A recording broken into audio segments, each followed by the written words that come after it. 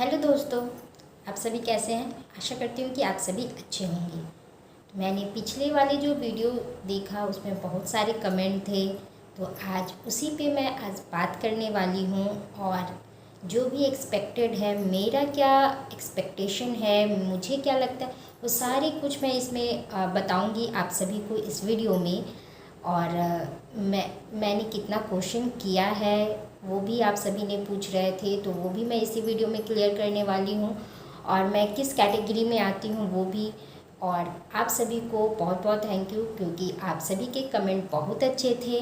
और कुछ लोगों के कमेंट अच्छे नहीं थे, फिर भी कि उन्होंने अपना समय इस वीडियो पे लगाया, उन्होंने कमेंट किया, अपना कीमती समय दिया।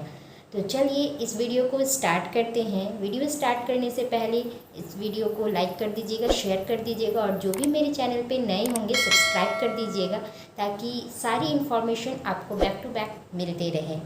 तो चलिए मैं आप सभी को बता देती हूँ कि मेरी कैटेगरी क्या है। पहले बताती हूँ, तो मेरी कैटेगरी ना ओबीसी में आती है, ओबीसी 1 या 2। मैंने कमेंट भी किया था, तो आपने फिर से उसके बाद एक के बाद एक आपके सवाल आ रहे थे, तो मुझे लगा कि एक वीडियो में ही मुझे आप सभी को बता देना चाहिए। तो मैं इसी वजह से इस वीडियो को लेके आई हूँ। और भी कुछ भी ऐसे ज़रूरी बातें हैं, तो मैं ओबीसी 2 कैटेगरी में आती हूँ। तो मेरा जो कैटेगरी है मैंने आपको क्लियर कर दिया है कि मैं ओबीसी 2 कैटेगरी में आती हूँ। रही बात कि मैंने कितनी क्वेश्चन सॉल्व किए हैं, तो मैं ना कभी कभी क्या होता है ना कि ओवर कॉन्फिडेंट बहुत ही हानिकारक होता है, और ऐसा हुआ भी। मैं पेपर 1 के लिए ओवर कॉन्फिडेंट हो गई, जिसके वजह से मुझे ना जितने भी अच्छे क्वेश्चन थे जो कि एकदम ही माइनर क्वेश्चन थे वो मैंने गलत करके आ गया है। और जिसे मैंने उम्मीद नहीं रखी थी कि वो क्वेश्चन मेरे सही होंगे, वो क्वेश्चन मेरे सही हो गए हैं। जिसको मैंने मतलब मैं जानती भी नहीं थी उस बारे में कि वो क्या है, कैसे है। एक बस अपनी सोच बूझ से मैंने उस क्वेश्चन को सॉल्व किया था और वो सही हो गया। जिसको मैं हम लोग डेली में हमारे होते रहते हैं, उस तरह के क्वेश्चन मैं गलत करके आ गई। और इसलिए ओवर कॉन्फिडेंट अच्छी नहीं होती है, और मुझे इतनी कॉन्फिडेंट थी। और जो मुझे गाइड करते हैं वो भी कॉन्फिडेंट थे कि नहीं, हो जाएगा, पेपर 1 हो जाएगा, तुम तो पेपर 1 कर लोगी, इस तरह के कॉन्फिडेंट थे। तो मैंने, आप विश्वास करना, मैंने 10 दिन भी मैंने पेपर 1 को पढ़ा नहीं, बिल्कुल भी नहीं पढ़ा। तो इस वजह से ओवर कॉन्फिडेंट नहीं होना चाहिए। और मैं इस वजह से मैं आप सभी को क्लियरली नहीं बता पा रही कि मैंने कितना क्वेश्चन सॉल्व किया पेपर 2 में, एग्जैक्टली कितना किया है। एक्चुअली सभी लोगों ने 150 क्वेश्चन तो अटेम्प्ट किया है, लेकिन करेक्शन कितने गया है, करेक्ट कितना किया है मैंने, वो मैं नहीं बता पा रही हूँ। लेकिन फिर भी मैं, और जो मेरे गाइड हैं, जो मुझे गाइड करते हैं, तो उन्होंने मुझे एक टारगेट दिया था कि नहीं, सिर्फ तुम्हें 40 क्वेश्चन गलत करना है, 150 में 40 क्वेश्चन गलत करना है। दैट मीन्स कि आपको 110 क्वेश्चन करना है करेक्ट। तो मैंने एक महीना से अपनी सेट कर लिया था कि नहीं, मुझे इतने क्वेश्चन करने हैं। फिर मैं जब घर में सेट सॉल्व करती थी, इतना टफ सेट होता था, तो मैं ना कभी भी 75 90 इससे एवब जा ही नहीं पाती थी, कभी भी नहीं। और 100 तो मैंने कभी नहीं गया, 90 तक मैंने किया। वो भी जो पुराने वाले सेट थे ना, जो पिछले ईयर आए थे, उस क्वेश्चन को मैंने सेट किया, तो मुझे मतलब उसको, उस सेट को सॉल्व किया तो 90 आया। तो मैं थोड़े से ये हो गई कि नहीं, मेरे से नहीं होगा, नहीं कर पाऊँगी, उतना नहीं जा पाऊँगी। तो फिर मैंने अपनी एक सेट कर ली कि जितना इसमें क्वालिफाई मांगा है 75%, मुझे उतना करना है। तो मैं उतना करना है, बाकी भगवान भरोसे, सही हो पाया तो ठीक है, नहीं हो पाया तो ठीक है। लेकिन जब मैं एग्ज़ाम में बैठी और एग्ज़ाम में क्वेश्चन को देख करके मुझे बहुत ही खुशी मिली, क्योंकि आप सभी कहते हैं ना कि सब तरह के लोग होते हैं, कुछ पढ़ते हैं, कुछ नहीं पढ़ते, कुछ ज़्यादा डीप में पढ़ जाते हैं, कुछ ऊपर ऊपर से पढ़ते हैं। तो किसी को आसान भी लगा होगा, किसी को हल्का भी लगा होगा, किसी को मॉडरेट भी लगा होगा। तो सब तरह के इंसान हैं, ऐसा नहीं कह सकते हैं कि आसान था क्वेश्चन या फिर हार्ड था क्वेश्चन। मैंने सुना कि जो सेकंड शिफ्ट वाले जो सेकंड डे एग्ज़ाम हुए वो थोड़ा टफ था, लेकिन मैं बताऊँ मैंने बहुत ही डीप में पढ़ाई कर लिया था। और बात है कि मैं कोचिंग भी करी थी और भी ऑनलाइन भी स्टडी करती थी, जिस वजह से मैंने बहुत ज़्यादा स्टडी किया था और क्वेश्चन का लेवल उस हिसाब से नहीं था और मैंने जो सेट भी सॉल्व किया था घर पे उस तरह के नहीं थे, तो मुझे ठीक लगा। लेकिन ऐसा ये भी नहीं कह सकती हूँ कि मुझे सारे आंसर आते हैं, मैं सारे के सारे सही बनाई, ऐसा बिल्कुल नहीं कह सकते हैं। कुछ लिटरेचर के क्वेश्चन थे जिसमें कि मुझे डाउट था, तो मैं इतना कन्फर्मली तो नहीं बता सकती हूँ, लेकिन मैंने बताया कि मैंने एक टारगेट सेट किया था कि 110 तक मुझे जाना है, उसके बाद बाकी ये हो जाए, भगवान भरोसे वाला ही सिस्टम मैंने अपनाया है। लेकिन क्वेश्चन अच्छी थी, मैं उसके करने के बाद भी मुझे अच्छे अच्छे क्वेश्चन नज़र आ रहे थे, मैंने उनको भी सॉल्व किया, अच्छे से किया उन सभी को भी।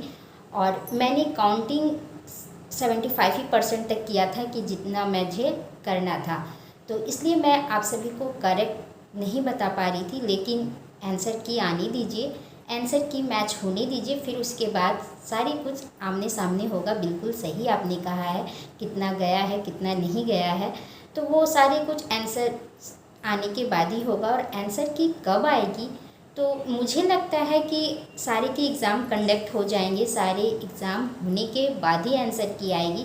इस तरह से एक एग्ज़ाम हुए एक आ गए, ऐसा तो नहीं हो सकता, इसलिए सारे एग्ज़ाम हो जाएंगे तभी आएगा। तो वेट कीजिए, इतने सालों से हम लोगों ने, मतलब 1 साल से हम लोगों ने इस एग्ज़ाम का वेट किया है, तो थोड़े समय है, आंसर की भी वेट करते हैं। और रही बात कट ऑफ की, कट ऑफ कितने जाएगी, आप सभी ने बार बार क्वेश्चन किए थे कि कट ऑफ कितनी जाएगी, तो मैं बताऊं, कुछ लोगों का मेरे ही कमेंट में कमेंट आ रहा है कि मेरे तो 145 प्लस हुए हैं, 140 प्लस हुए हैं, 141 हुए हैं। तो बहुत तरह के लोग हैं, आप बताइए, अगर क्वेश्चन अच्छा नहीं था तो 140 145 ये सब कैसे बोल रहे हैं? अच्छे होंगे तभी ना, तो और वो लोगों ने पढ़ा होगा तभी ना इतने आए। तो बहुत ज़्यादा ये लोग का कट ऑफ बता रहे हैं। और लेकिन सेकेंड डे वाले एग्ज़ाम बोल रहे हैं लोग कि नहीं, थोड़ा टफ था, थोड़ा दिक्कत हुआ उन लोगों को सॉल्व करने में, तो उस हिसाब से नॉर्मलाइजेशन होगा। और नॉर्मलाइजेशन के बाद में क्या आती है कट ऑफ, मैं उसके बारे में आप सभी को बताती हूँ। हाँ, ये भी एक एक्सपेक्टेड है, क्लियरली मैं नहीं बता पाऊँगी क्योंकि ये डाटा किसी के लिए भी संभव नहीं है कि कितना होगा, क्योंकि हम जहाँ हैं बस वहीं तक की बात जानते हैं, बाकी और भी जगह के तो मैं नहीं जानती ना। इसीलिए मैं जिस सर्कल में थी, जहाँ पे मैं स्टडी करती थी, उतना ही भर के मैं अनुमान से आपको बता रही हूँ। ये एक्सपेक्टेड है, आप क्लियरली उसको नहीं मानिएगा एकदम एग्जैक्ट, ये मेरा एक्सपेक्टेड है, मेरा मानना है कि इतना हो सकता है नॉर्मलाइजेशन के दौरान, इसके ऊपर नीचे भी जा सकती है। इसलिए तो मैं बता दूं, जो जनरल हैं, जो जनरल कैटेगरी में आते हैं, जो लोग बाहर से आए हैं एग्ज़ाम देने के लिए अदर स्टेट के, तो वो सब के ना 120 क्वेश्चन से लेकर के 120 तक जाएंगे नॉर्मलाइजेशन के बाद। हो सकता है अप नीचे हो सकता है, ऊपर नीचे हो सकता है थोड़ी बहुत, तो इतना एक अनुमान है कि इतना होनी ही चाहिए, क्योंकि पिछले के भी डाटा के अकॉर्डिंग और अभी के भी जिस तरह के क्वेश्चन थे उस तरह के अकॉर्डिंग, अगर इसे हम मार्क्स में बोले तो 242 252 मार्क्स की संभावना है। और ओबीसी कैटेगरी की बात करें तो ओबीसी में 115 क्वेश्चन से 120 क्वेश्चन जाने की संभावना है। और इसे मार्क्स में बोले तो 230 आए, 232 240 मार्क्स जा सकती है। और एसटी की बात करें, एससी की बात करें तो इसमें अगर 100 प्लस 100 तो वो लोग बिल्कुल ही सेफ़ हैं। उनकी मार्क्स में बात करते हैं, अगर 200 मार्क्स लाते हैं, 200 प्लस मार्क्स लाते हैं तो ये सब सेफ़ है, आराम से इनका हो जाएगा सिलेक्शन। और एसटी की बात करते हैं तो इनकी 90 to 95 क्वेश्चन जा रही हैं, इससे भी प्लस भी जा सकती है। और इसकी मार्क्स में बात करें तो 190 मार्क्स प्लस हो सकता है, 190 हो सकता है, 192 प्लस जितना भी हो, लेकिन ज़्यादातर 190 के चांसेस लगती है जिस तरह के क्वेश्चन है। तो ये थी कट ऑफ की बात, और ये एक एक्सपेक्टेड कट ऑफ है नॉर्मलाइजेशन की बात, नॉर्मलाइजेशन होने के बाद हो सकता है थोड़ा अप और डाउन होगा। और ऐसे मैं बता दूं कि जैसे कि हिस्ट्री की पेपर पहले वाले जो डे था हिस्ट्री की, उनकी भी एग्ज़ाम अच्छी जा रही थी। 3 दिन में कंडक्ट हुआ, फर्स्ट सेकंड और थर्ड डे उनको थोड़ा सा टफ लगा। कुछ लोगों ने मुझे कमेंट किया कि नहीं मैथ्स के क्वेश्चन बहुत ज़्यादा टफ थे। हो सकता है, होगा अगर उनकी, तो मुझे लगता है मैथ्स के एक ही दिन एग्ज़ाम होंगे, वो भी मैं कंफर्म नहीं हूँ। अगर 2 दिन होंगे तो हो सकता है एक दिन अच्छे क्वेश्चन है, एक दिन टफ क्वेश्चन है, तो मिक्स होगा। और इस तरह के, और वैसे भी क्वेश्चन को डिज़ाइन ही किया जाता है मॉडरेट में। तो देखते हैं क्या होती है और आंसर की का वेट कीजिए। और वीडियो पसंद आती तो लाइक और शेयर करते रहिएगा और अपनी जो राय है वो मुझे कमेंट करके ज़रूर बताइएगा। मिलते हैं दूसरे वीडियो में, तब तक के लिए बाय बाय।